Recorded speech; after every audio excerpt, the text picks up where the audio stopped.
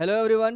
Race classes के YouTube channel पे आपका स्वागत है। जैसा कि आपको पता है, हमारा लाइब्रेरी साइंस का क्लास चल रहा है और हम एसोसिएशन पढ़ रहे हैं। इससे पहले हमने अमेरिकन लाइब्रेरी एसोसिएशन पढ़ा है। अब हम क्या पढ़ेंगे?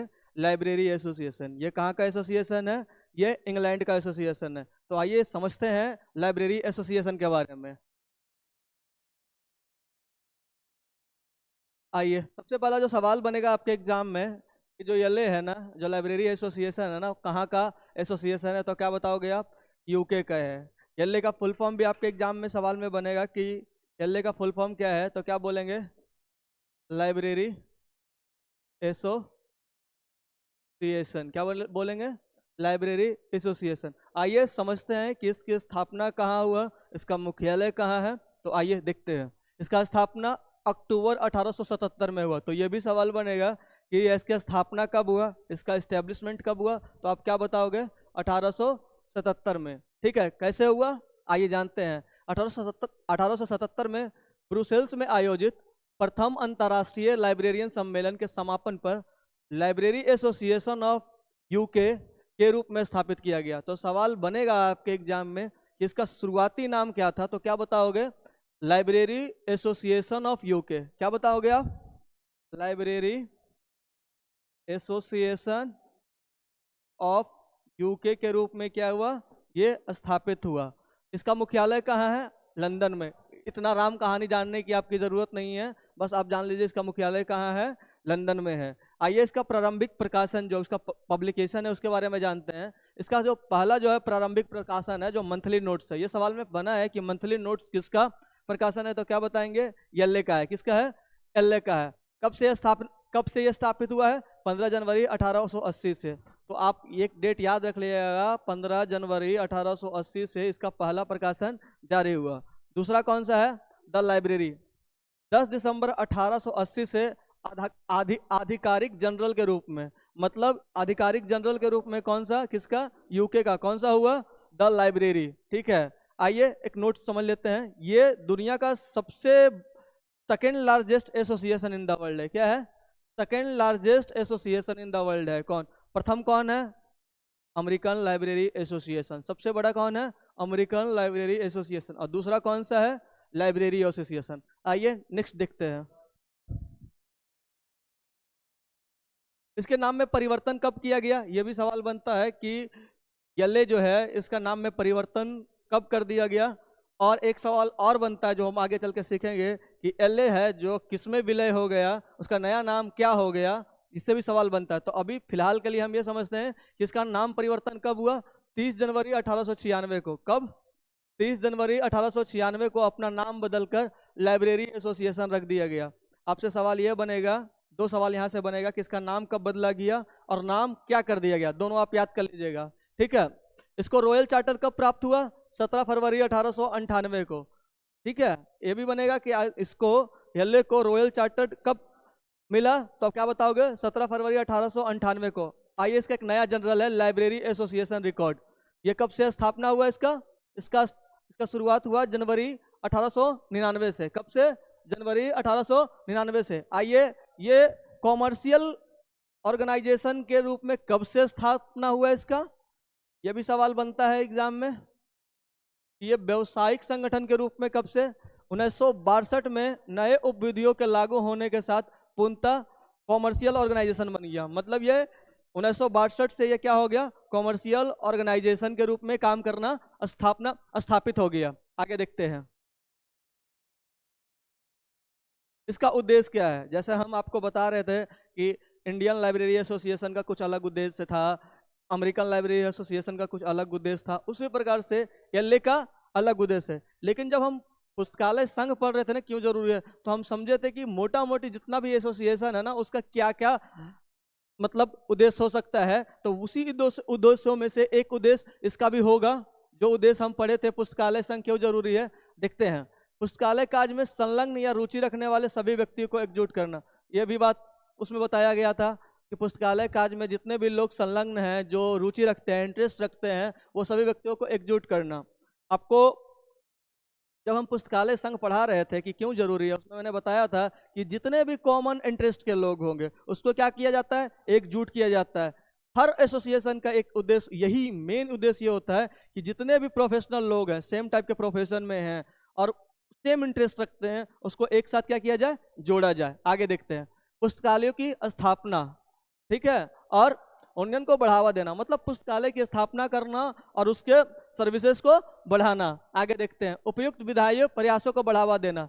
जैसे आप देखते होंगे भारत में आप पढ़े होंगे कि एक व्यक्ति आए, एस.आर. रंगनाथन, ठीक है, उन्होंने क्या किया, कानून को जैसे बढ़ावा, जैसे उन्होंने क्या किया, माला की स्थापना की, ये बात आप जान चुके ही हैं। और उन्होंने मॉडल पब्लिक लाइब्रेरी एक्ट लाया। क्यों लाया कि अगर कहीं का कानून बनता है तो क्या होता है, पब्लिक को उससे सुविधा मिलती है। तो हर एसोसिएशन का एक उद्देश्य ये होता है कि उसे कानूनी सहायता दिया जाए, ठीक है। तो ये क्या किया, मतलब उपयुक्त विधायी प्रयासों को बढ़ावा देना। इसका भी, एलए का भी एक यही उद्देश्य था कि कानूनी प्रयास किया जाए। आगे, शोध को प्रोत्साहित करना, मतलब रिसर्च को इनकरेज करना, रिसर्च को क्या करना, इनकरेज करना, ठीक है। आगे देखते हैं, पुस्तकालय विज्ञान में योग्यताओं को बढ़ाना। यह बहुत इंपॉर्टेंट उद्देश्य है इसका, एलए का, कि जितने भी पुस्तकालय विज्ञान में जितना भी योग्यता है उसको क्या करना, बढ़ावा देना या बढ़ाना। चलिए आगे चलते हैं, पुस्तकालय कर्मियों के पेशेवर मानकों और कार्य स्थिति को बेहतर बनाना। ये बात मैं आपको पहले ही बता चुका हूँ कि जितने भी एसोसिएशन है ना, जो लाइब्रेरी से जुड़े हुए हैं, ठीक है, वो एक काम तो जरूर करते हैं। जितने भी टाइप के एसोसिएशन है जो लाइब्रेरी से जुड़े हुए हैं या नहीं जुड़े हुए हैं, मान लीजिए वो किसी और टाइप का भी एसोसिएशन है, उनका एक चीज़ तो होता है कि जो व्यक्ति आपके एसोसिएशन में है उसका कार्य स्टैंडर्ड सेट करना, काम कितने घंटे करेंगे, उसको सैलरी अच्छी मिल रही है कि नहीं, इन सब बातों को क्या करता है, एसोसिएशन देखता है। आगे देखते हैं, ऑर्गेनाइजेशन में कौन कौन लोग होते हैं, ये बात भी हम सीखेंगे। ये उतना इम्पोर्टेंट एग्जाम के दृष्टिकोण से नहीं है, फिर भी आप इस चीज़ को जान लीजिए कि इसके सदस्य कौन कौन बन सकता है। अभी कितने सदस्य इसके अभी फिलहाल में हैं, तो 24,000 से ज़्यादा अधिक इसके सदस्य अभी हैं, ठीक है। पुस्तकालयों और सूचना सेवा में रुचि रखने वाले कोई भी सदस्य बन सकता है। मतलब मान लीजिए कि आप प्लेस किए हुए हैं या मलाइज किए हुए हैं, आपको लाइब्रेरी में इंटरेस्ट है, तो आप भी इसके क्या कर सदस्य बन सकते हैं। इसे विशेष दर्जा कौन कौन मिला है, स्पेशल कैटेगरी क्या मिला है, वो देखते हैं।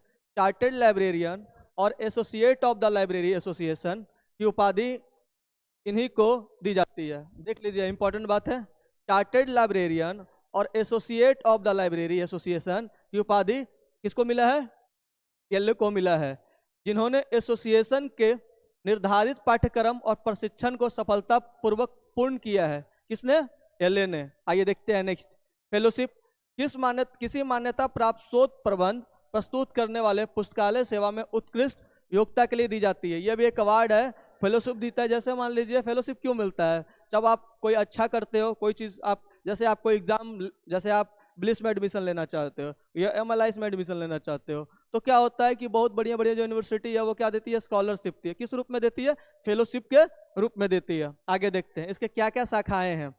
12 क्षेत्रीय शाखाएं हैं, जिसमें स्कॉटिश और वेल्स लाइब्रेरी एसोसिएशन भी शामिल है, और 23 विशेष स्पेशल इंटरेस्ट ग्रुप है। मतलब रीजनल 12 है और 23 क्या है, स्पेशल है। नेक्स्ट को देखते हैं, इसके एडमिनिस्ट्रेशन में कौन कौन से लोग हैं, ठीक है। 60 सदस्यीय परिषद है, 60 सदस्यीय परिषद द्वारा यह संचालित किया जाता है, जिसे सदस्य मतदान द्वारा चुनते हैं। देखिए मतदान कहाँ होता है, जहाँ पे लोगों को वोटिंग राइट्स होता है, ठीक है, वहीं पे तो मतदान होता है। यहाँ पे 60 सदस्यीय परिषद है, जिसे सदस्य द्वारा मतदान द्वारा चुना जाता है।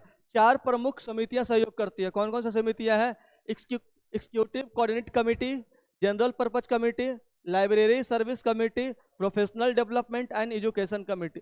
मतलब ये इसके 4 प्रमुख जो समितियां हैं, उस काउंसिल को क्या करती है, ये मदद करती है। आइए देखते हैं नेक्स्ट, अब इसकी क्या क्या एक्टिविटीज है, क्या क्या गतिविधियां, इन बातों को भी हम सीखते हैं। इसके कॉन्फ्रेंसेस कहाँ कहाँ होते हैं, कैसे होते हैं, इन बातों को भी हम जानते हैं। लाइब्रेरी एसोसिएशन नियमित रूप से वार्षिक सम्मेलन आयोजित करता है। मतलब क्या है, एनुअल कॉन्फ्रेंसेस को ये क्या करता है, आयोजित करता है। आगे देखते हैं, इसकी शाखाएं और समूह अपने अपने सम्मेलन बैठ के और स्टडी स्कूल का आयोजन करते हैं। इंपॉर्टेंट बात यही है, क्या करते हैं, सम्मेलन बैठ के स्टडी स्कूल का आयोजन करते हैं। आगे देखते हैं, इन बैठकों से संबंधित मुद्रित मतलब प्रिंटेड प्रोसीडिंग भी प्रकाशित होती है। जैसे मान लीजिए कि यहाँ बैठक हुआ, बैठक में कुछ चीज एजेंडा सेट हुआ, इसका प्रिंटेड क्या होता है, प्रिंटेड प्रोसीडिंग भी प्रकाशन किया जाता है। आइए एजुकेशन के क्षेत्र में क्या क्या काम होता है उन बातों को भी देखते हैं। स्थापना के प्रारंभिक वर्षों से ही ये लाइब्रेरियन बनने की इच्छुक व्यक्तियों के लिए पाठ्यक्रम आयोजित करता है। जैसे मान लीजिए कि आपको लाइब्रेरियन बनना है, ठीक है, उसके लिए भी ये क्या सिलेबस तय करता है, सिलेबस बनाता है, देखता है कि क्या उचित सिलेबस हो सकता है। कौन, लाइब्रेरी एसोसिएशन।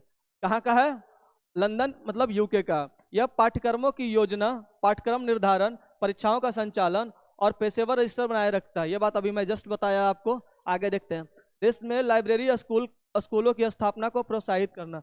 जैसे अगर आप लाइब्रेरी स्कूल बना रहे हो तो आपको क्या करेगा, ये इनकरेज करेगा। कौन, ये बात समझ में आ रहा है? उम्मीद करते हैं इन बातों को आप समझ पाए होंगे। आगे देखते हैं,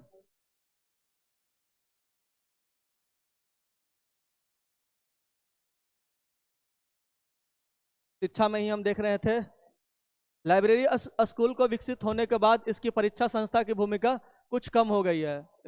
लाजमी बात है कि लाइब्रेरी स्कूल जैसे विकसित होगा, परीक्षा संस्था की भूमिका कम हो जाएगा। फिर भी यह निरंतर व्यवसायिक शिक्षा और प्रशिक्षण में महत्वपूर्ण भूमिका निभाता है। वही शिक्षा के क्षेत्र में जो काम कर रहा है वही बात को हम यहाँ बता रहा है। यह पुस्तकालय और सूचना विज्ञान के समकालीन विषय पर संक्षिप्त पाठ्यक्रम आयोजित करता है। कौन, एलए। आगे देखते हैं, यह पाठ्यक्रम book point limited 39 Milton Park Abingdon Oxon UK पर उपलब्ध है। ठीक है, ये जगह का नाम है, ये बताया गया है कि यहाँ पर ये चीजें उपलब्ध है। इतनी डिटेल्स आपको जानने की जरूरत नहीं है, फिर भी आप एक मोटा मोटी आप याद रखिएगा कि ये जो है ना वो शिक्षा के भी क्षेत्र में काम करता है, उसका सिलेबस तय करता है, उसका पाठ्यक्रम बनाता है। बस आपके लिए बस इतना काफी है। आगे चलते हैं, लाइब्रेरी लेजिस्लेशन मतलब पुस्तकालय कानून। ठीक है, इस पे बात करते हैं। देखिए, वैसे तो मैंने आपको ब्रिटिश का लाइब्रेरी लेजिस्लेशन बता दिया है, अमेरिका का बताया है, इंडिया का एसोसिएशन बता दिया है। मैं अगला लेक्चर में आपको भारत में कैसे कैसे कानूनी व्यवस्था आगे बढ़ा, मॉडल पब्लिक लाइब्रेरी एक्ट आया, कैसे आंध्र प्रदेश में आया, बड़ौदा में आया, महाराष्ट्र में आया, कैसे कैसे कानून आया, आंध्र प्रदेश में आया, मद्रास में आया, सबको हम एक सीक्वेंस वाइज पढ़ेंगे। एसोसिएशन पढ़ने के बाद हमारा वो लेक्चर बचा हुआ है कि जितने भी भारत में राज्य है ना उसमें कैसे कैसे कानून आया, उन बातों को भी हम इन डिटेल्स में चर्चा करेंगे कि कौन व्यक्ति कानून लाने के लिए अग्रसर रहे, किनका योगदान मद्रास में है, बंगाल में है। हम उतने डिटेल्स तक हम जाएंगे, हमारे साथ लेक्चर में बने रहिए। ठीक है, अभी 2 3 4 लेक्चर में वो आ जाएगा। ठीक है, तब तक के लिए आप उन बातों का वेट कीजिए। अभी हम क्या पढ़ रहे थे, पुस्तकालय कानून पढ़ रहे थे। लाइब्रेरी एसोसिएशन की पुस्तकालय कानून को बढ़ावा देने में भूमिका सर्वमान्य है। ठीक है, जैसे पुस्तकालय कानून को बढ़ावा देने में एलए का भी महत्वपूर्ण योगदान है। आगे देखते हैं, इनके प्रयासों से कौन कौन कानून अस्तित्व में आए।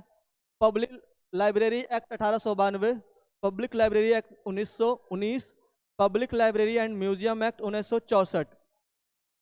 मतलब इसके सहयोग से इन तीनों जो है, इन तीनों का क्या हुआ, अस्तित्व में आया, मतलब एग्जिस्टेंस में आया इन तीनों कानून। ठीक है, आगे चलते हैं।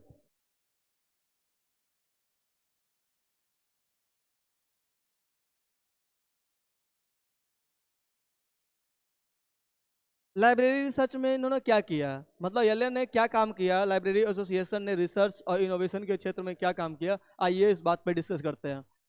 आर&डी को भी विशेष महत्व देता है। कौन देता है, एलए देता है। ठीक है, एसोसिएशन स्वयं ही पहल और संसाधन से कई प्रोजेक्ट्स प्रायोजित करता है, मतलब यह खुद के प्रयास से ही बहुत सारा प्रोजेक्ट क्या करता है, शुरुआत करता है। यह ब्रिटिश लाइब्रेरी और एस्लीप के साथ मिलकर कई क्षेत्रों में अनुसंधान करता है। अभी एस्लीप का चर्चा हम इन डिटेल्स में नेक्स्ट लेक्चर में करेंगे, इसलिए आप इस बात से परेशान नहीं होगा कि एस्लीप कौन सी बला है। एस्लीप भी एक प्रकार का एसोसिएशन है, इस बात पे भी हम डिस्कस करेंगे नेक्स्ट क्लास में। ठीक है, आगे चलते हैं। अन्य संस्थाओं से संबंध, जैसे हमने देखा कि एएलए का संबंध किन किन अन्य संस्थाओं से है, उसी प्रकार हम देखेंगे एएलए का जो संबंध है किन किन एसोसिएशन इंस्टीट्यूशन के साथ है। तो आइए देखते हैं। यह कई सरकारी निकायों और समितियों में प्रतिनिधित्व करता है। ठीक है, पुस्तकालय विकास कार्यक्रमों में सलाह और पेशेवर सहायता देता है। मतलब क्या है, ये सलाह भी देता है, ये बहुत सारे एसोसिएशन में रिप्रेजेंटेटिव के रूप में भी काम करता है। तो मतलब इसका काम क्या है, वाइडर है। आगे देखते हैं ब्रिटिश लाइब्रेरी की स्थापना में इसका योगदान। जो ब्रिटिश लाइब्रेरी है ना 1973 में जो बनी है, उसमें इसका योगदान है। कमेंट बॉक्स में ये बात बताइएगा कि जो ब्रिटिश नेशनल लाइब्रेरी है वो कौन से एक्ट से बना है। हम आपको इस बात का इन डिटेल्स बता चुके हैं, आप कमेंट बॉक्स में डालिएगा कि जो ब्रिटिश नेशनल लाइब्रेरी है ना उसकी स्थापना कौन से एक्ट से हुई। इस बात के लिए आप, अगर आप मेरा पिछला लेक्चर देखे होंगे तो आपको पता होगा, ठीक है।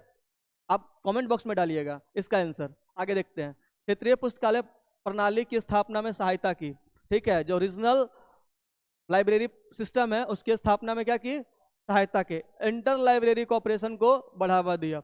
एक वर्ड आया होगा इंटर लाइब्रेरी कॉपरेशन, मतलब आंतरिक जो पुस्तकालय सहयोग है ना इसको भी क्या किया, यह बढ़ावा दिया। कौन, एलए। आगे देखते हैं लाइब्रेरी स्टैंडर्ड। मैं एक बात बता रहा था कि कुछ ना कुछ जगह का ना सबका अपना अपना एक स्टैंडर्ड सेट होता है। तो इन्होंने भी क्या किया ना, लाइब्रेरी स्टैंडर्ड के रूप में काम किया है। क्या इसने स्टैंडर्ड बनाया ये देखते हैं। लाइब्रेरी एसोसिएशन उच्च सेवा मानकों की वकालत करता है, एडवोकेट करता है, मतलब वकालत करता है उच्च सेवा मानकों की। लाइब्रेरी प्रोफेशन के लिए कोड ऑफ एथिक्स तैयार करता है। अब देखिए एक बात बताइए, इन बातों को मैं पहले भी डिस्कस कर चुका हूँ। जैसे लाइब्रेरियन का क्या काम है, जैसे आप मान लीजिए कि आप एक लाइब्रेरियन बनेंगे तो आपका क्या, आपका कोड ऑफ एथिक्स होना चाहिए ना, कि अगर मान लीजिए आपके पास कोई यूजर आ रहा है, ठीक है, तो आपसे सर्विसेज मांगेगा तो आपका क्या काम है, पोलाइट वे में उन सर्विसेज को देना। अगर आपके पास वो सर्विस अवेलेबल है तो आप देंगे, नहीं तो आप क्या करेंगे, आप बताएंगे कि ये सर्विसेज कहाँ मिलेगा, ठीक है। मतलब मैं आपको बता चुका हूँ कि लाइब्रेरी साइंस का मेन एम क्या है। जब हम लाइब्रेरी साइंस पढ़ रहे थे, जब मैं बताया था कि लाइब्रेरी साइंस क्या है, तो लाइब्रेरी साइंस में मैंने एक बात बताया, पाठकों को बेहतर सर्विसेज कैसे दिया जाए।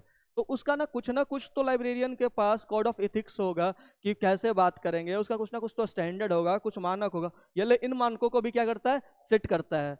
उम्मीद करते हैं ये बातों को आप अच्छे से समझ गए होंगे। हालांकि ये ट्रेड यूनियन की तरह काम नहीं करता है।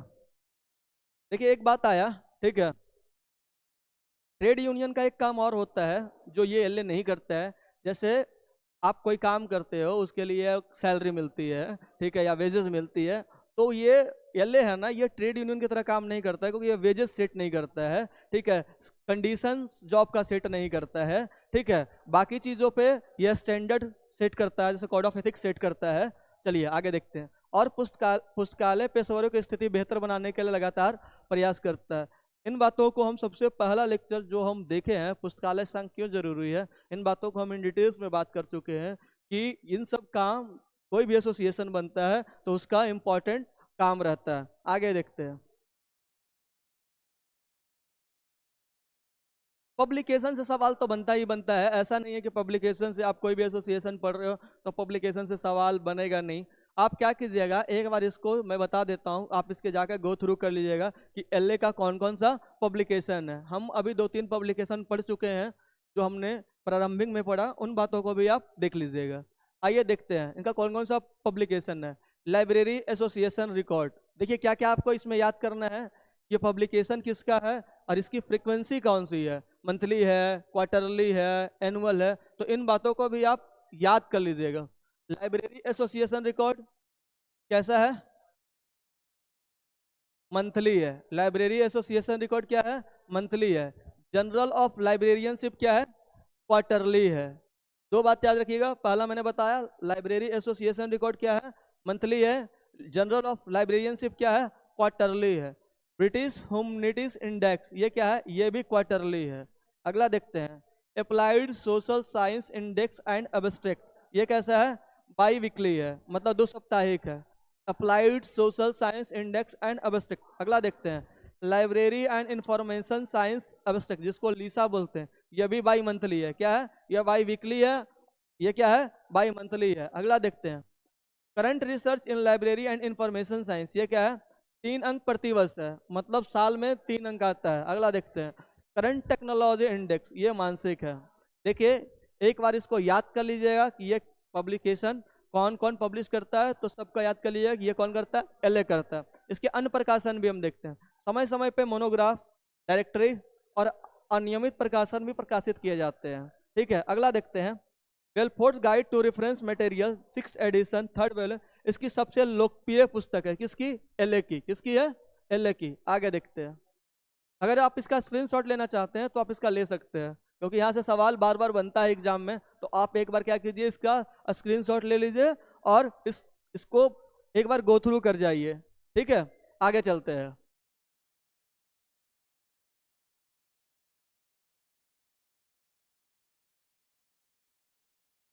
इसका शताब्दी वर्ष पे हम बात करते हैं। ठीक है, 1877 में बना था, तो एक साल में क्या हो जाएगा, इसका शताब्दी वर्ष आ जाएगा 1977 में। ठीक है, यह भी आप इंपॉर्टेंट बनेगा। शताब्दी वर्ष में इन्होंने कई विशेष संस्करण प्रकाशित किए। इसमें से एक प्रमुख है, उस पर हम चर्चा करते हैं, हिस्टोरी ऑफ द एसोसिएशन। इसके जो लेखक है W.A. ममफोर्ड है। ये कब आया? 1977 में आया। इसका वार्षिक प्रकाशन कौन कौन है? LA ईयर बुक है, proceeding of public library conference, ये इसका कौन सा है? वार्षिक प्रकाशन है। आइए देखते हैं नेक्स्ट,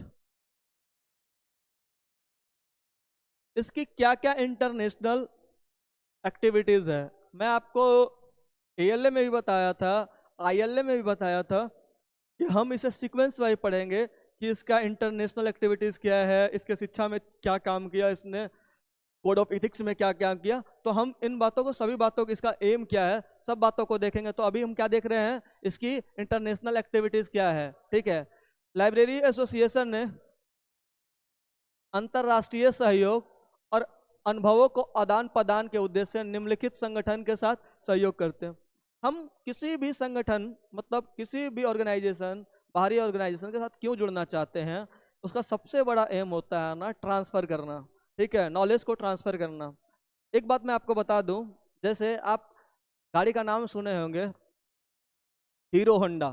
ठीक है, क्यों मैं ये बात बता रहा हूँ, इस बात से आप इसको कनेक्ट कर पाइएगा। इस बात से मैं आपको बता देता हूँ कि एक कंपनी हीरो है जो इंडिया की कंपनी है। ठीक है, ये होंडा बाहर की कंपनी है। क्या होता है, हीरो होंडा जब मिलकर साथ काम करेगी तो एक दूसरे का नॉलेज शेयर होगा, तो दोनों का विकास होगा। उसी प्रकार से जब दो ऑर्गेनाइजेशन एक दूसरे के साथ कोऑपरेट करेंगे तो दोनों के नॉलेज में वृद्धि आएगी, दोनों के कार्य क्षमता में विकास आएगा। इसलिए कोई भी ऑर्गेनाइजेशन दूसरे ऑर्गेनाइजेशन से क्या करता है, जुड़ाव रखता है। तो ये किसके किसके साथ जुड़ाव रखता है?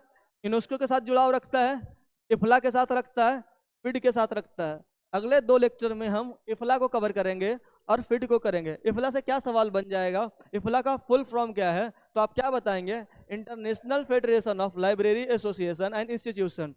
फिड का international federation for information and documentation. अगला देखते हैं, ब्रिटिश काउंसिल की सहायता योजनाओं को विकासशील देशों में लागू करने में सहयोग करता है। कौन करता है? LA library association. अंतरराष्ट्रीय सांस्कृतिक आदान प्रदान के अंतर्गत क्या करता है? ये विजिट्स करता है, स्टडी टूर करता है, फेलोशिप प्रोग्राम्स करता है, कॉमनवेल्थ कंट्रियों के साथ विशेष रूप से सक्रिय भूमिका निभाता है। कौन? LA।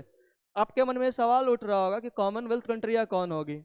आप क्या कीजिए, गूगल जाइए, गूगल से आप खोजिए कि कॉमनवेल्थ कंट्री क्या है और फिर आप कमेंट बॉक्स में बताइए। हम नेक्स्ट लेक्चर में कॉमनवेल्थ के बारे में इन डिटेल्स चर्चा करेंगे। जब हम कोमला के बारे में चर्चा करेंगे तब तक के लिए आप इंतजार कीजिए। इसने कॉमनवेल्थ लाइब्रेरी एसोसिएशन की स्थापना में भी सहायता की है। हम नेक्स्ट लेक्चर में ये कॉमनवेल्थ लाइब्रेरी एसोसिएशन की चर्चा करेंगे। तब तक के लिए आप क्या कीजिए, थोड़ा इंतजार कर लीजिए। आगे चलते हैं, पर्सपेक्टिव फॉर फ्यूचर देखते हैं। 1986 से एसोसिएशन ने अब भविष्य के विकास की योजनाएं बनाना शुरू किया। मतलब फ्यूचर में क्या करेंगे, इन बातों का क्या किया, योजना बनाना शुरू किया। इस संदर्भ में 2 महत्वपूर्ण रिपोर्ट प्रकाशित हुआ, फ्यूचर 1 और फ्यूचर्स 2। यहाँ से सवाल बन जाएगा आपके एग्जाम में कि फ्यूचर्स 1 रिपोर्ट किसका है और फ्यूचर्स 2 रिपोर्ट किसका है। तो आप क्या बताओगे? अगर आप पढ़ लिए तो आप बताओगे कि ये लाइब्रेरी एसोसिएशन का क्या है, रिपोर्ट है। अपने उत्कृष्ट कार्यों, रिकॉर्ड और संगठित संरचना के साथ लाइब्रेरी एसोसिएशन का भविष्य उम्मीदों और संभावनाओं से भरा है। मतलब अगर आप प्लानिंग अच्छा कर लेते हो फ्यूचर्स की, तो जाहिर सी बात है कि आपका फ्यूचर क्या होगा, ब्राइट होगा। आगे चलते हैं, अब हम स्लिप के बारे में चर्चा करेंगे। यहाँ तक हमारा लाइब्रेरी एसोसिएशन खत्म हुआ।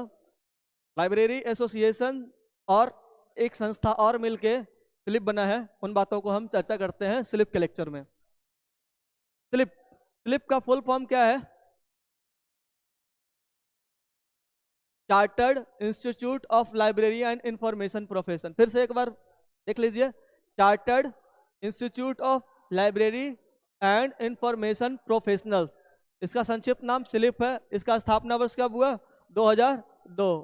किस देश में? यूके। इसका मुख्यालय कहाँ है? लंदन। यहाँ सबसे सवाल बनेगा कि इसका संक्षिप्त नाम क्या है, इसका फुल फॉर्म क्या है, इसकी स्थापना कब हुई, इसका हेडक्वार्टर कहाँ है। ठीक है, कैसे इसका उद्भव हुआ, कैसे इसका ओरिजिन हुआ, तो मैं बता रहा था कि दो ऑर्गेनाइजेशन में ना, पहला लाइब्रेरी एसोसिएशन जिसका स्थापना 1877 में अभी आप पढ़ चुके हैं, एक संगठन है इंस्टीट्यूट ऑफ इंफॉर्मेशन साइंटिस्ट, 1958 में बना था। इन दोनों को मिलने से क्या बना? स्लिप बना। क्या बना? इन दोनों को मिलने से क्या बना? स्लिप बना। इसके फर्स्ट प्रेसिडेंट कौन है? शीला कोरेल है। कौन है? शीला कोरेल। अब प्रेजेंट प्रेसिडेंट कौन है? ट्यू लेसी ब्रियांट। स्टार लगा देते हैं, ये आपका करंट का क्वेश्चन भी बनेगा आपके एग्जाम में, या एक बार फिर से इसको पढ़ लीजिए, स्यू लेसी ब्रियांट। आगे चलते हैं। स्लिप का क्या उद्देश्य है, आगे देखते हैं। पुस्तकालय और सूचना विज्ञान क्षेत्रों में के पेशेवर समर्थन, प्रतिनिधित्व और विकास करना, ये सबका हम पढ़ ही रहे हैं, जितने भी ऑर्गेनाइजेशन पढ़ रहे हैं सबका उद्देश्य तो मोटा मोटी यही है। अगला देखते हैं, सूचना को सुलभ, नैतिक और प्रभावी उपयोग सुनिश्चित करना, यह भी वही बात हुआ। पुस्तकालयों और सूचना सेवाओं की गुणवत्ता और पहुंच बढ़ाना। मतलब कहने का मतलब है, इस ऑर्गेनाइजेशन का जो उद्देश्य है ना, जो इन्फॉर्मेशन है ना, उसके क्या करना? डेवलपमेंट करना, उसके क्वालिटी पे ध्यान देना। आगे देखते हैं, स्लिप क्या क्या काम करता है, इन बातों को भी हम देखते हैं। यह व्यवसायिक मानक तय करता है। जैसे मैंने आपको बताया था कि जो एलए है ना, वो कॉमर्शियल हो गया था, ठीक है, तो उसी से बना हुआ यह संस्था है। ये तो भी ये भी कॉमर्शियल के रूप में काम करेगा, ये भी कॉमर्शियल स्टैंडर्ड सेट करेगा, ठीक है। तो ये क्या करता है? कॉमर्शियल मानों का निर्धारण करता है, ठीक है। आगे देखते हैं, लाइब्रेरी और सूचना विज्ञान पेशेवर को प्रशिक्षण और प्रमाणन प्रदान करता है, मतलब ट्रेनिंग और सर्टिफिकेट देता है। आगे देखते हैं, इसका चार्टर्ड स्टेटस प्रदान करता है। कौन कौन? चार्टर्ड मेंबर जिसको MCLI बोलते हैं, चार्टर्ड फेलो FCLIP, ठीक है। आगे देखते हैं, नीति निर्माण और सरकारी मामलों में पुस्तकालय के हितों की वकालत करता है, ठीक है। आगे देखते हैं, सम्मेलन, वर्कशॉप और प्रकाशन आयोजित करता है, ठीक है। ये आप देख ही रहे हैं कि जितना भी एसोसिएशन पढ़ रहे हैं वो क्या करता है? सम्मेलन करता है, वर्कशॉप करता है, प्रदर्शनी करता है। क्यों करता है? क्योंकि ज्यादा से ज्यादा लोगों से क्या कर सके? जुड़ सके, ठीक है। आगे देखते हैं, इसका महत्वपूर्ण प्रकाशन क्या है, ये आप याद कर लीजिएगा। इंफॉर्मेशन प्रोफेशनल स्लिप की प्रमुख मासिक पत्रिका है। आपसे सवाल बनेगा इसका फ्रीक्वेंसी क्या है, तो आप क्या बताओगे? यह मासिक पत्रिका है जिसमें नई तकनीकों, नीतियों और केस स्टडी की जानकारी दी जाती है। मतलब किसके किसके बारे में चर्चा की जाती है? तकनीक के बारे में, नई नई टेक्नोलॉजी के बारे में, पॉलिसीज के बारे में और केस स्टडीज के बारे में जानकारी दी जाती है। इसका क्या क्या प्रोग्राम्स है, उन बातों पे बात करते हैं। ये एक लाइब्रेरी वीक चलाता है, ठीक है। लाइब्रेरी सेवाओं के प्रचार के लिए वार्षिक अभियान है लाइब्रेरी वीक। एक है CILIP Carnegie and Kate award, इसका एक अवार्ड है, CILIP Carnegie and Kate Greenaway award. बच्चों की पुस्तकों के लिए प्रतिष्ठित पुरस्कार है। किसके लिए? देख लीजिए, बच्चों की पुस्तकों के लिए क्या है? प्रतिष्ठित पुरस्कार है। Equality, diversity and inclusion programme, समावेशिता और विविधता को बढ़ावा देने के लिए यह पुरस्कार दिया जाता है। कौन सा? Equality, diversity and inclusion award. आगे चलते हैं, स्लिप, स्लिप को हम नेक्स्ट लेक्चर में देखेंगे। तब तक के लिए आप इंतजार कीजिए। Thank you very much.